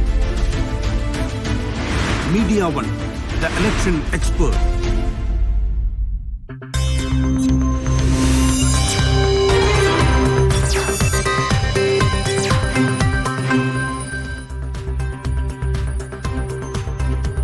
ഖത്തർ ഇന്ത്യൻ എംബസിയുടെ സാംസ്കാരിക വിഭാഗമായ ഇന്ത്യൻ കൾച്ചറൽ സെന്റർ പ്രവാസികൾക്കായി നൃത്ത ഗാന മത്സരങ്ങൾ സംഘടിപ്പിക്കുന്നു. ICC star singer, super dancer എന്നീ പേരിലാണ് മത്സരങ്ങൾ. വിവിധ ഘട്ടങ്ങളിലായാണ് പരിപാടി അരങ്ങേറുക. ഫിനാലെയുടെ ഭാഗമായി ലൈവ് മ്യൂസിക് ഷോയും അരങ്ങേറും. ICC സ്റ്റാർ സിംഗർ മത്സരത്തിൽ 14 മുതൽ 40 വയസ്സുവരെ പ്രായമുള്ള പ്രവാസി ഗായകർക്ക് പങ്കെടുക്കാം. ജേതാവിന് 7500 റിയാലാണ് സമ്മാനം. രണ്ടാം സ്ഥാനക്കാർക്ക് 5000-ഉം മൂന്നാം സ്ഥാനക്കാർക്ക് 2500 റിയാൽ വീതം ലഭിക്കും. രജിസ്റ്റർ ചെയ്തവരിൽ നിന്ന് ഓഡിഷൻ റൗണ്ടിലൂടെ 40 പേരെയാണ് അവസാന റൗണ്ടുകളിലേക്ക് തിരഞ്ഞെടുക്കുക. സിനിമാറ്റിക് ഗാനങ്ങളിലായിരിക്കും ഡാൻസ് മത്സരം. 12 മുതൽ 45 വരെ പ്രായക്കാർക്ക് പങ്കെടുക്കാം. ഒന്നാം സ്ഥാനക്കാർക്ക് 10000 റിയാൽ സമ്മാനമായി ലഭിക്കും. 2-3 സ്ഥാനക്കാർക്ക് യഥാക്രമം 5000, 2500 റിയാൽ വീതം. വിജയികൾക്ക് ട്രോഫിയും സർട്ടിഫിക്കറ്റും സമ്മാനിക്കും. 100 റിയാലാണ് 2 മത്സരങ്ങളിലെയും രജിസ്ട്രേഷൻ ഫീ. പ്രവാസി കലാകാരന്മാരെ പ്രോത്സാഹിപ്പിക്കുന്നതിൻ്റെ ഭാഗമായാണ് മത്സരങ്ങളെന്ന് സംഘാടകർ പറഞ്ഞു. ICC ഇന്ത്യൻ കൾച്ചർ സെൻറ്റർ ഒരു വിൻ്റർ ഫെസ്റ്റിവൽ എല്ലാ ജനങ്ങളുടെ മുന്നിലേക്ക് കൊണ്ടുവരികയാണ്. അതിനകത്ത് 3 ഈവൻറ്റ്സാണ് മെയിനായിട്ടുള്ളത്. ആദ്യത്തെ ഈവൻ്റ് എന്ന് പറഞ്ഞാൽ ICC സ്റ്റാർ സിംഗർ. രണ്ടാമത്തെ ഈവൻ്റ് എന്ന് പറഞ്ഞാൽ ICC സൂപ്പർ ഡാൻസേഴ്സ്. അപ്പോൾ ഈ കോമ്പറ്റീഷനുള്ള ഫ്ലയറും രജിസ്ട്രേഷൻ ഫോംസും ഒക്കെ റിലീസ് ചെയ്യുന്നതായിരിക്കും പബ്ലിക്കിന് വേണ്ടി. രജിസ്റ്റർ ചെയ്യുക, എല്ലാവരും അതിൽ പങ്കാളികളാകുക. ICC നടന്ന വാർത്താ സമ്മേളനത്തിൽ ഭാരവാഹികളായ Shantanu Deshpande, PN Baburajan, Abraham K Joseph, Pradeep Pillai, Afsal Abdul Majeed തുടങ്ങിയവർ പങ്കെടുത്തു. Media One, Doha. Kuwait insurance company പൗരന്മാർക്കും പ്രവാസികൾക്കും സൗജന്യ ഇലക്ട്രോണിക് സിഗ്നേച്ചർ ആക്ടിവേഷൻ സേവനം പ്രഖ്യാപിച്ചു. എല്ലാ ഉപഭോക്താക്കൾക്കും ഔദ്യോഗിക സമയങ്ങളിൽ കമ്പനിയുടെ പ്രധാന ഓഫീസിലെത്തിയാൽ സേവനം ലഭിക്കും. Public authority four civil information പുറത്തിറക്കിയ കുവൈത്ത് മൊബൈൽ ID ആപ്പ് വഴിയാണ് ഈ സേവനം ലഭ്യമാക്കുന്നത്. മൊബൈൽ ഫോൺ വഴി എളുപ്പവും സുരക്ഷിതമായും ഇടപാടുകൾ പൂർത്തിയാക്കാൻ ഇതിലൂടെ സാധിക്കും. രേഖകളിലും കരാറുകളിലും ഇലക്ട്രോണിക് ഒപ്പ് നൽകാനാകുന്ന ഈ സംവിധാനം സർക്കാർ സുരക്ഷാ സംവിധാനത്താൽ സംരക്ഷിതമാണ്. കുവൈത്ത് നിയമപ്രകാരം ഇത് കൈയെഴുത്തൊപ്പിനോട് തുല്യമായ നിയമസാധുതയുള്ളതും പൊതുമേഖലയിലും സ്വകാര്യ മേഖലയിലും അംഗീകരിക്കപ്പെട്ടതുമാണ്. സൗദിയിലെ മലയാളി ബിസിനസ് സംരംഭകർക്കായി ജിദ്ദയിലെ ബിസിനസ് ഇനീഷ്യേറ്റീവ് ഗ്രൂപ്പിന് കീഴിൽ കോൺക്ലേവ് സംഘടിപ്പിക്കുന്നു. ബിസിനസ് മേഖലയിലെ നൂതന മാറ്റങ്ങളും ട്രെൻഡും പരിചയപ്പെടുത്തുന്നതാകും കോൺക്ലേവ്. ഈ മാസം 29-ന് വൊക്കോ ഹോട്ടലിൽ വൈകിട്ട് 6 മുതൽ ബിസിനസ് സമൂഹത്തിന്റെ സംഗമത്തിന് തുടക്കമാകും.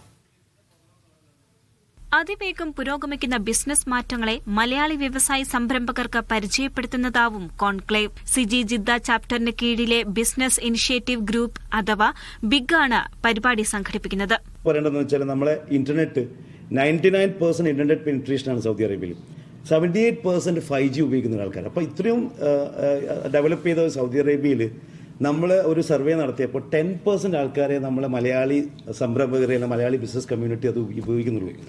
അപ്പോൾ ഈ ഒരു സ്റ്റോർ വഴി നമ്മൾ ഉദ്ദേശിക്കുന്നത് വെച്ചാൽ നമ്മളെ മലയാളി ബിസിനസ് കമ്മ്യൂണിറ്റി ഇത് മാക്സിമം യൂട്ടിലൈസ് അവരുടെ ഡിജിറ്റൽ പ്രസൻസ് വഴിയും അവരുടെ ബിസിനസ്സിനെ നമുക്ക് ഗ്രോ ചെയ്യാൻ പറ്റും എന്നുള്ളതാണ് ഈ സ്റ്റോർ നമ്മൾ ഫ്രീ ആയിട്ട് നമ്മളെ ബിഗ് മെമ്പർ തന്നെയാണ് അത് ഡെവലപ്പ് ചെയ്യുന്നത്. തീർച്ചയായിട്ടും കുറച്ച് കഴിഞ്ഞാൽ in future definitely will be giving it to the public also. Business മേഖലയിലെ ഡിജിറ്റലൈസേഷൻ, ഇ-കൊമേഴ്സ് വളർച്ച, AI ബിസിനസ്സിൽ സൃഷ്ടിക്കുന്ന അവസരങ്ങൾ തുടങ്ങി വ്യത്യസ്ത വിഷയങ്ങൾ ചർച്ചയാവും. ഇന്ററാക്റ്റീവ് പാനൽ ചർച്ചകൾ, ചോദ്യോത്തര സെഷനുകൾ, ബിസിനസ് നെറ്റ്വർക്കിംഗ് എന്നിവയും പരിപാടിയുടെ ഭാഗമാകും. അപ്പോൾ ഈ പ്രോഗ്രാം ശരിക്കും ഒരു നെറ്റ്വർക്കിംഗ് കൂടിയാണ്. ബിസിനസ്സുകാർ ഞങ്ങൾ ഉദ്ദേശിക്കുന്ന ഒരു 200ഓളം ബിസിനസ് ആൾക്കാരെയാണ് ഈ പ്രോഗ്രാമിൽ നമ്മൾ അക്കോമഡേറ്റ് ചെയ്യാൻ വേണ്ടി ശ്രമിക്കുന്നത്. അപ്പോൾ അതിൽ നല്ല രീതിയിൽ നെറ്റ്വർക്കിംഗ് ചെയ്യാൻ പറ്റുമെന്നുള്ളതാണ് ഈ പ്രോഗ്രാമിന് ഏറ്റവും വലിയൊരു അഡ്വാൻറ്റേജ്. AI വിദഗ്ധനും എടാപ്പത്ത് Kerala CEO Umar Abdussalam, Saudi Aljazira ബാങ്കിലെ head of credit and financial institutions ഓഫീസറായ സാജിദ് പാറക്കൽ എന്നിവർ സെഷനുകൾ അവതരിപ്പിക്കും. 05-04-33-1671 എന്ന നമ്പറിൽ മുൻകൂട്ടി രജിസ്റ്റർ ചെയ്തവർക്ക് മാത്രമേ പ്രവേശനം അനുവദിക്കൂ. സിജി Jeddah chapter chairman engineer Muhammad Kunhi, engineer Muhammad Baiju, KM Riyas, Ashraf Kunnath എന്നിവർ വാർത്താസമ്മേളനത്തിൽ സംസാരിച്ചു. Media 1 Jeddah. അബുദാബിയിലെ ഷഹാമയിൽ ഇന്ന് മുതൽ പെയ്ഡ് പാർക്കിംഗ് നിലവിൽ വന്നു. മണിക്കൂറിന് 2 ദിർഹമാണ് parking fees. New Shahama, old Shahama എന്നിവിടങ്ങളിൽ 3704 പാർക്കിംഗ് സ്ഥലത്താണ് ഫീസ് ഏർപ്പെടുത്തിയത്. പാർക്കിംഗ് സുഗമമാക്കുന്നതിന്റെ ഭാഗമായി ഭിന്നശേഷിക്കാർക്കായി 40 പാർക്കിംഗ് സ്പേസുകൾ സംവരണം ചെയ്തിട്ടുണ്ട്. ഖത്തറിൽ നടക്കുന്ന അണ്ടർ-17 ഫിഫ ലോകകപ്പിൽ ഇംഗ്ലണ്ടിന് കൂറ്റൻ ജയം. ഹൈത്തിയെ 1-നെതിരെ 8 ഗോളിനാണ് ഇംഗ്ലണ്ട് കെട്ടുകെട്ടിച്ചത്. ജർമ്മനി വീണ്ടും സമനിലയിൽ കുരുങ്ങി. നോർത്ത് കൊറിയയാണ് നിലവിലെ ചാമ്പ്യന്മാരെ സമനിലയിൽ കുരുക്കിയത്. ഈജിപ്തും വെനസ്വേലയും തമ്മിലുള്ള മത്സരവും ഓരോ ഗോൾ വീതം അടിച്ച് സമനിലയിൽ പിരിഞ്ഞു. സ്വിറ്റ്സർലൻഡ് സൗത്ത് കൊറിയ മത്സരവും സമനിലയിലാണ്. കരുത്തരായ ബ്രസീൽ എതിരില്ലാത്ത 4 ഗോളിന് ഇന്തോനേഷ്യയെ തകർത്തു.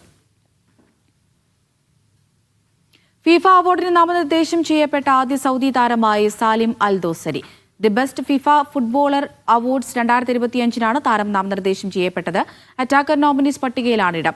ഏഷ്യയിലെ മികച്ച താരമായി സാലിം നേരത്തെ തെരഞ്ഞെടുക്കപ്പെട്ടിരുന്നു.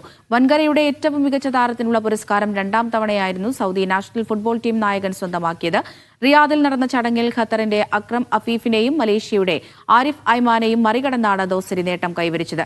അൽ ഹിലാലിലും സൗദി നാഷണൽ ടീമിലും നടത്തിയ മികച്ച പ്രകടനത്തിനാണ് താരത്തെ പുരസ്കാരത്തിന് അർഹനാക്കിയത്. 2022-ലാണ് ദോസരി ആദ്യമായി പുരസ്കാരത്തിന് അർഹനായത്. സൗദിയിലെ ജിദ്ദയിൽ 21ാമത് സിഫ് ചാമ്പ്യൻസ് ലീഗ് ഫുട്ബോൾ ടൂർണമെന്റിന് തുടക്കമായി. 3 ഡിവിഷനുകളിലായി 27 ടീമുകൾ ഏറ്റുമുട്ടുന്ന മത്സരങ്ങൾ 11 ആഴ്ച നീണ്ടുനിൽക്കും. വൈകിട്ട് സാംസ്കാരിക ഘോഷയാത്രയോടെയാണ് ഉദ്ഘാടന ചടങ്ങ് ആരംഭിച്ചത്. കേരളത്തിന്റെ തനത് കലാരൂപങ്ങൾ ഘോഷയാത്രയുടെ ഭാഗമായി. Jamia King Abdul Azeez university സ്റ്റേഡിയത്തിലാണ് മത്സരങ്ങൾ. സാബിൻ FC-യും യാൻബു FC-യും തമ്മിലുള്ള A ഡിവിഷനിലെ ആദ്യ മത്സരം അല്പസമയത്തിനകം. മറ്റു ചില വാർത്തകൾ ചുരുക്കത്തിൽ. ഹൃദയാഘാതത്തെ തുടർന്ന് സൗദിയിലെ നെയ്യാറ്റിൻകര സ്വദേശി മരിച്ചു. അരുൺകുമാർ മരിച്ചത് മാരത്തൺ മത്സരത്തിന്റെ പ്രാക്ടീസിനിടെ. റിയാദിലെ സാംസ്കാരിക കൂട്ടായ്മ വി ദ പീപ്പിളിന്റെ 1ാം വാർഷികാഘോഷം സാഹിത്യകാരൻ ജോസഫ് അതിരുങ്കൽ ഉദ്ഘാടനം ചെയ്തു. ചടങ്ങിൽ സാഹിത്യ സദസ്സും കേരളപ്പിറവി ദിനാഘോഷങ്ങളും. ദാമാമിൽ നിന്ന് ലണ്ടനിലേക്ക് നേരിട്ട് വിമാന സർവീസ്. ആഴ്ചയിൽ 3 വിമാനം.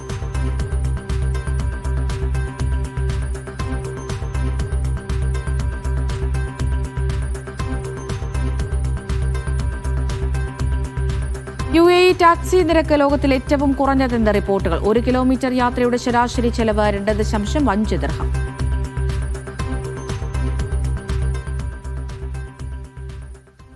സൂപ്പർ ലീഗ് കേരള ഫുട്ബോളിൽ കണ്ണൂർ തൃശൂർ മത്സരം സമനിലയിൽ കലാശിച്ചു. ഇരു ടീമുകളും ഓരോ ഗോൾ വീതം നേടി. കണ്ണൂരിനായി മുഹമ്മദ് സിനാനും തൃശൂരിനായി ബിബിൻ അജയനും വലകുലുക്കി. ഇഞ്ചുറി ടൈമിൽ നേടിയ ഗോളിലാണ് തൃശൂർ സമനില നേടിയത്.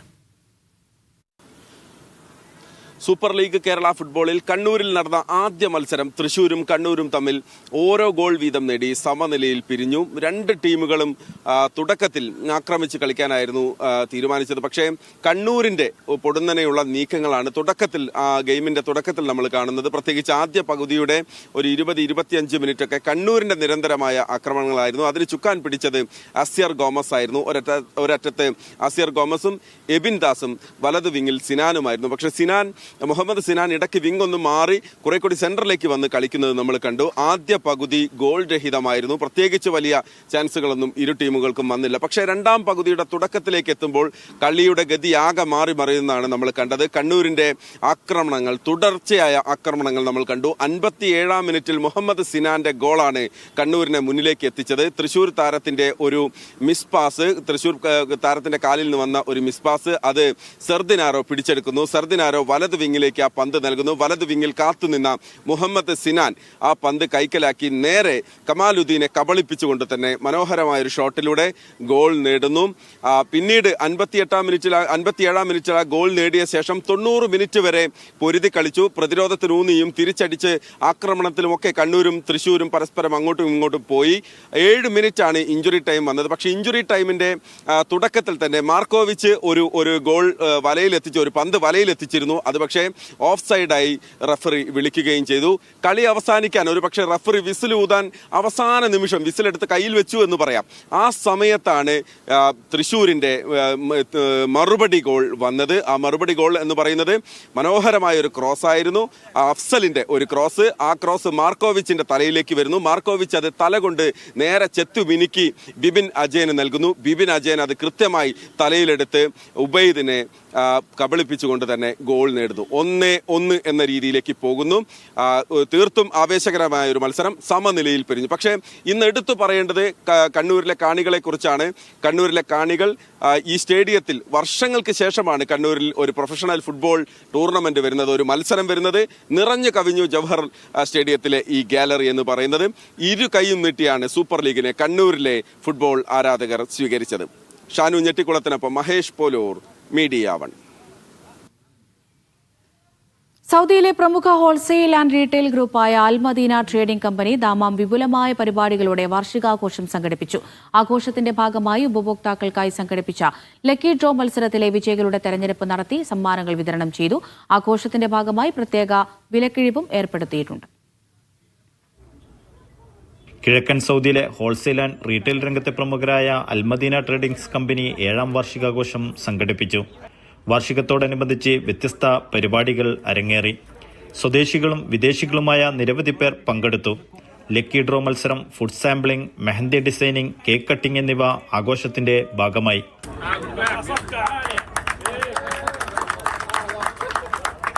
ലക്കി ഡ്രോ മത്സരത്തിൽ 1ാം സമ്മാനമായി ചെങ്കൻ കാറും 2-3 സമ്മാനമായി iPhone 17, 16 സീരീസ് പ്രോ മാക്സുകളും വിതരണം ചെയ്തു. പ്രോത്സാഹന സമ്മാനങ്ങളായി LED ടെലിവിഷനുകളുടെ വിതരണവും നടത്തി. നമ്മൾ 7 വർഷമായി ഇവിടെ തുടങ്ങിയിട്ട് 7 വർഷം മുതൽ ഇതുവരെ ഇവിടുത്തെ നമ്മുടെ കസ്റ്റമറിൻ്റെയും അതുപോലെ നമ്മുടെ സ്റ്റാഫിൻ്റെയും ഒക്കെ സഹകരണത്തോടുകൂടി വലിയ വിജയത്തിലേക്കാണ് നമ്മൾ വന്നിട്ടുള്ളത്. ഒരുപാട് ഡെവലപ്പ് ചെയ്യാൻ നമുക്ക് കഴിഞ്ഞിട്ടുണ്ട്. നമ്മൾ അതുപോലെ തന്നെ ഇവിടെ ഈ ഒരു ഷോപ്പ് മാത്രമല്ല, ഇതിൻ്റെ കൂടെ ഇവിടെ നിന്ന് ഏകദേശം ഈ ഒരു കിഴക്കൻ പ്രവിശ്യയിലുള്ള വക്കാല, സൂപ്പർ മാർക്കറ്റ്, റെസ്റ്റോറൻറ്റ്, ബൂഫിയ, അതുപോലെ കേറ്ററിംഗ് സർവീസുകൾ എന്നിത്യാദി എല്ലാ മേഖലയിലും നമ്മൾ സപ്ലൈ ചെയ്യുന്നുണ്ട്. ആഘോഷത്തിന്റെ ഭാഗമായി പ്രത്യേക വിലക്കിഴിവും ലഭ്യമാക്കിയിട്ടുണ്ട്. ഈ 7ാമത്തെ ആനിവേഴ്സറിയിൽ ഞങ്ങളുടെ കസ്റ്റമേഴ്സിനോടുള്ള ഒരു നന്ദി സൂചകമായിട്ട് വലിയ രീതിയിലുള്ള ലക്കി ഡ്രോ കൂപ്പണുകളും സമ്മാനങ്ങളുമാണ് ഇവിടെ സംവിധാനിച്ചിട്ടുണ്ടായിരുന്നത്. ഇന്ന് അതിൻ്റെ പരിസമാപ്തി കുറിച്ചിട്ടുണ്ട്. അതിൽ 1ാം സമ്മാനമായി നമ്മൾ കൊടുത്തത് സൗദി അറേബ്യയിൽ തന്നെ ഏറ്റവും സ്റ്റൈലിഷ് ആയിട്ടുള്ള ഒരു കാറാണ്. മാത്രമല്ല നിരവധി ഐഫോണുകളും ടിവികളുമെല്ലാം നമ്മൾ ഇതിൻ്റെ ഭാഗമായി കൊടുത്തു കഴിഞ്ഞിട്ടുണ്ട്. ഈ ഒരു അവസരത്തിൽ ഞങ്ങളുടെ എല്ലാ കസ്റ്റമേഴ്സിനോടും ഹൃദയം നിറഞ്ഞ നന്ദിയും കൃതജ്ഞതയും ഞങ്ങൾ അറിയിക്കുന്നു. കമ്പനി മാനേജ്മെന്റ് അംഗങ്ങളായ chairman Ummer Valappil, director Muhammad Valappil, legal and HR admin വിഭാഗം Vadiya, operation manager Noufal Poovakkurissi, finance manager Raju KR Pillai, general മാനേജർമാരായ അഹമ്മദ് വളപ്പിൽ, ഇർഫാൻ വളപ്പിൽ എന്നിവരും ചേംബർ ഓഫ് കൊമേഴ്സ് പ്രതിനിധികളും പരിപാടിയിൽ സംബന്ധിച്ചു. Media 1, Dammam.